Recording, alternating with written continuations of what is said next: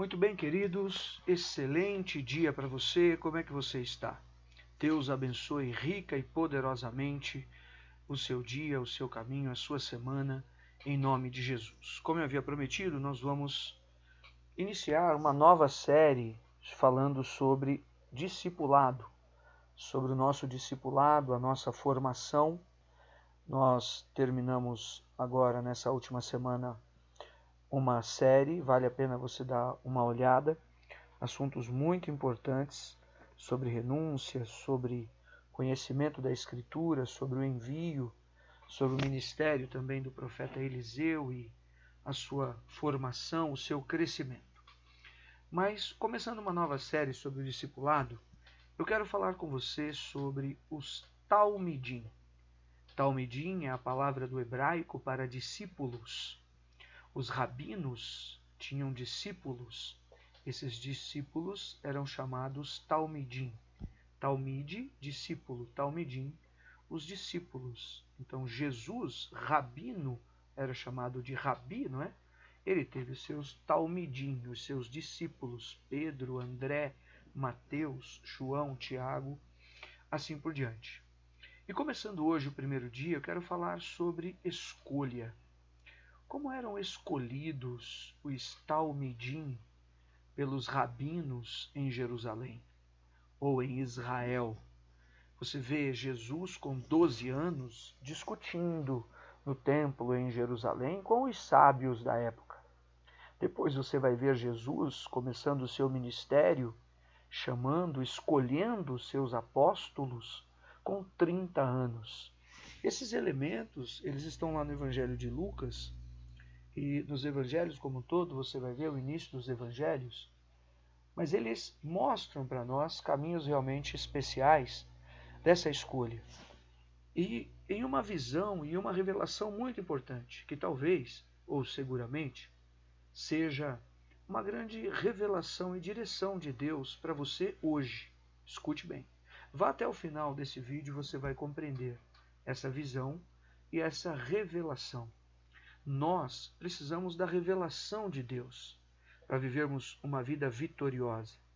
Nós precisamos de uma revelação de Deus contínua mesmo para desenvolvermos a nossa entrega de vida na presença do Senhor e chegar um tempo de vivermos aquilo que o apóstolo Paulo ensina em Filipenses 4:13. Tudo posso naquele que me fortalece. Mas um homem daquela grandeza e estatura e autoridade espiritual declarava aquilo por conta de todas as marcas que ele tinha.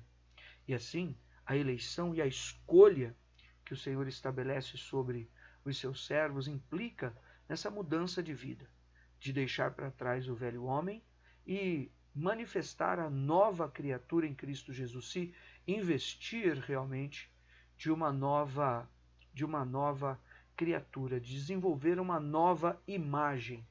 E essa escolha, ela está diretamente relacionada a essa nova roupagem para cada um de nós. Talvez você esteja em algum tipo de flagrante de luta, em algum momento decisivo da sua vida, ou surpreendido a essa altura do campeonato com situações extremamente desafiadoras.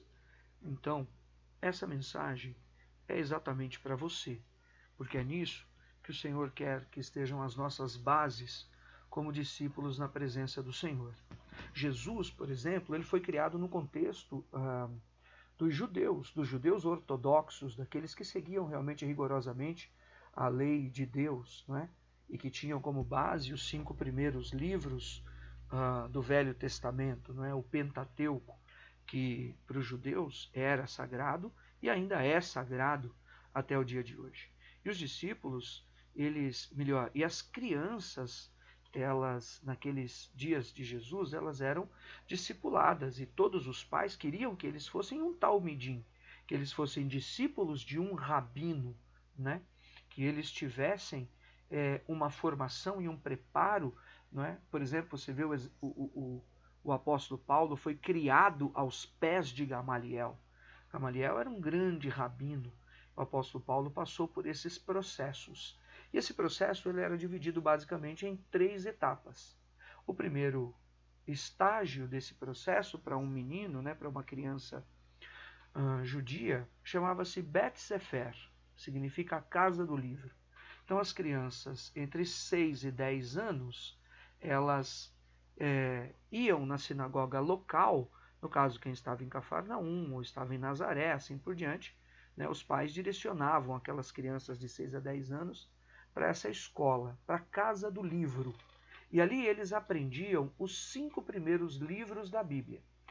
Os 5 primeiros livros da Bíblia, portanto, o Êxodo, Levítico, Números, Deuteronômio e o Gênesis, não é? Os 5 primeiros livros, eles eram utilizados para educar as crianças. Então você imagine a educação das crianças com o conhecimento da própria Bíblia.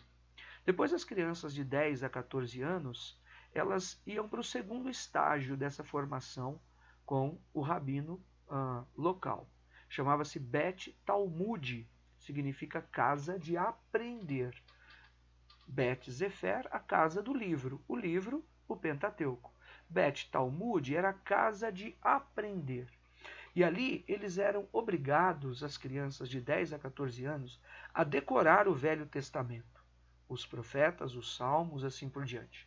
E aí havia um teste, de um estágio, uma espécie de teste, e os alunos que se destacavam, eles eram selecionados para escolherem um rabino, ou para, melhor, serem escolhidos por um rabino, e onde muitas dessas crianças eram direcionadas até as sinagogas em Jerusalém. Isso era muito especial. Por quê? Porque muitos, ou a maioria, não se destacava.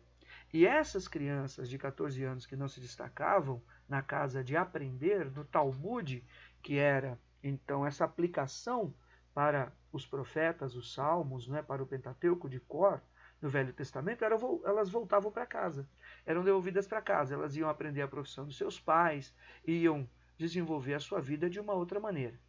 Havia daí um terceiro estágio, as crianças a partir dos 14 anos, que viviam e tinham esse destaque, elas passavam para o estágio do Bet Midrash.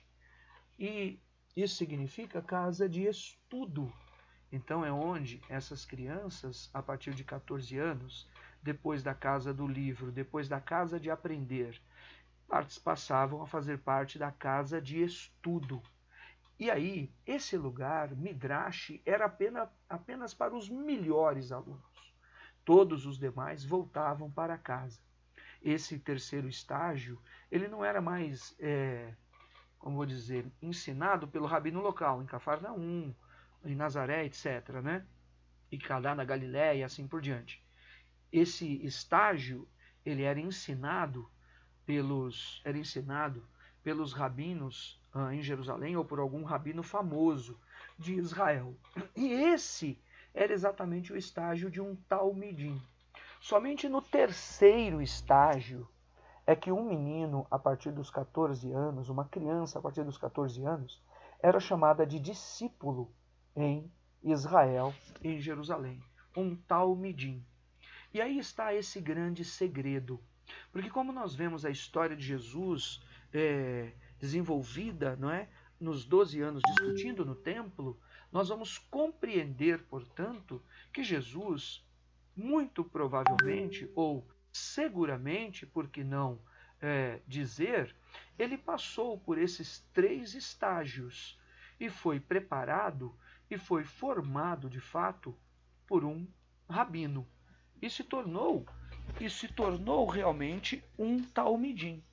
Se tornou um talmidim de tal forma que ele tinha essa formação e essa condição de discutir em alto nível todos os assuntos da Torá e também do Velho Testamento, daquela proporção que vemos em Lucas no capítulo de número 13. E isso mostra para muitos uma revelação muito, muito especial. Porque como a maioria das crianças voltavam para casa, era o sonho de todas as crianças e de seus pais e familiares que, de fato, os seus filhos fossem ministrados na Midrash, fossem ensinados ou fossem escolhidos por um rabino, o que para a grande maioria, essa não era a realidade. Então, o que acontecia? O discípulo ele procurava um rabino que ele mais se identificava para ser o talmidim daquele rabino. Ou, então, aquele rabino mesmo o elegia e o escolhia. Mas isso passava por uma série de testes, isso passava por uma série de questionamentos e de perguntas, não é? E é onde a maioria deles voltavam para desenvolver a profissão também de seu pai. E aqueles que passavam, eles tinham uma prova, né? Como nós vimos lá no discipulado de Eliseu. Aquele rabino, formalmente, ele olhava para aquele rapaz, para aquele discípulo, e ele dizia assim: segue-me. Né? E essa era a frase que um judeu ou um menino ele mais sonhava viver em sua vida, mais sonhava ouvir em sua vida. Sabe qual era? Segue-me. E aqui nós aprendemos uma coisa muito, muito especial. Essa fonte ela é uma fonte oficial, uma fonte dos estudos dos rabinos e de pesquisas. Você pode se identificar também com isso em outros meninos, em outros livros, né? Com essa frase do sonho dos meninos. Só que o desenvolvimento dessa formação, para que alguém pudesse exercer o seu ministério como um rabino, só podia ser concretizado a partir dos 30 anos. Era quando então começava, era quando então esse discípulo, né, esse talmidim, ele podia começar a desenvolver o seu ministério. E por isso que você vai ver o ministério de Jesus começando a partir dos 30 anos. Isso também era previsto na própria lei de Deus lá no Levítico. Então os rabinos tinham 30 anos quando eles começavam o ensino e a formação dos talmidins. E assim também Jesus começou o seu ministério. Mas o que aconteceu, queridos, preste bem atenção se você vê até aqui, é que Jesus ele começou quebrando o protocolo. Por quê? Porque Jesus foi à praia e ele encontrou Simão Pedro e André, se você se lembrar de Marcos, no capítulo 1. Eles estavam pescando. E significava o quê? Que o André e o Pedro, eles não haviam passado naquelas escolas da Bet Sefer, da Bet Talmud e da Bet Midrash. Eles haviam voltado. Eles estavam desenvolvendo as profissões de seus pais, eles estavam ocupados com a sua vida, com os caminhos da sua própria vida, como ela havia se apresentado para eles. Isso significava que eles voltaram para casa, eles não passaram o teste para ser um talmidim, eles não passaram no teste para ser um discípulo de um rabino, para escolherem um rabino ou para serem escolhidos por um rabino. E agora eu creio que você começou a entender a importância dessa mensagem. Porque Jesus, ele chegou e disse para eles o que todos nós sabemos: segue-me, meu Deus, segue-me. Aquilo que somente um rabino podia dizer para um menino que havia sido aprovado em todos os testes daquelas escolas. Mas Jesus, ele escolheu aqueles que não foram aprovados nos testes pelo rabinato de Israel, de Jerusalém ou de qualquer canto que fosse. Isso para mim é fascinante, não é?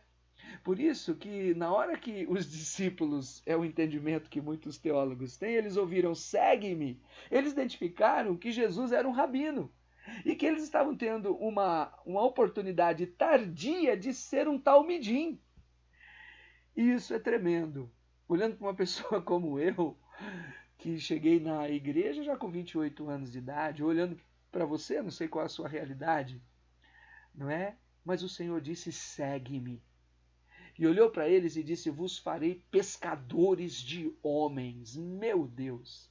Aquela escolha, ela rompeu o protocolo do rabinato de Israel, das escolas, sabe, formais, ortodoxas dos judeus. Era a grandeza do mover do espírito da lei, e não tão somente da formação da lei, que era imposta a todos aqueles meninos. E era o maior sonho de qualquer um deles, ouvir essa palavra: segue-me. Então quero te dizer, em nome de Jesus, o Senhor escolheu você. Ele te disse: segue-me. Você que é oficial da igreja, você que é um membro da igreja, você que é um pastor, uma pastora, um presbítero, uma presbítera, um diácono, uma diaconisa, aqui na regional da praça, em uma das igrejas, onde estiver chegando essa mensagem. Agora, nós não temos, preste bem atenção, nós não temos que ser bons o suficiente para sermos um dos talmidim de Jesus. Porque Pedro e André, eles não passaram naquelas escolas, senão eles teriam sido escolhidos por um rabino. Nós não passamos em muitas escolas da vida. Nós deixamos muito a desejar em muitas escolas da vida. Em muita Bet Sefer, em muitas Bet Talmud, em muitas Bet Midrash. Nem importa, falar a verdade, o que isso significa, a não ser que você queira absorver esse conteúdo com algum outro tipo de detalhe. Mas a verdade é que Jesus escolheu Pedro e André. Jesus escolheu J.R.s e Marias. Jesus escolheu você. E está escrito em João 15,16: Não fostes vós que me escolhestes a mim. Pelo contrário, eu vos escolhi a vós outros e vos designei para que vades e deis fruto, e o vosso fruto permaneça, a fim de que tudo quanto pedirdes ao Pai em meu nome, ele vô-lo conceda. E se você me permite uma conclusão bem direta, Deus acredita que você vai dar conta. Ele acredita que você pode ser um talmidim. Sabe por quê? Quando um rabino, preste atenção nisso, está me ouvindo bem? Quando um rabino, ele escolhia um daqueles meninos, sabe qual era o objetivo daquele rabino? Fazer com que aquele garoto se tornasse igual a ele. Eu vou repetir, aquele rabino, ele fazia de tudo para tornar aquele menino igual a ele mesmo, para torná-lo um rabino. E sabe, o Senhor, ele acredita que você pode ser como ele. Fica com Deus. Obrigado, Jesus.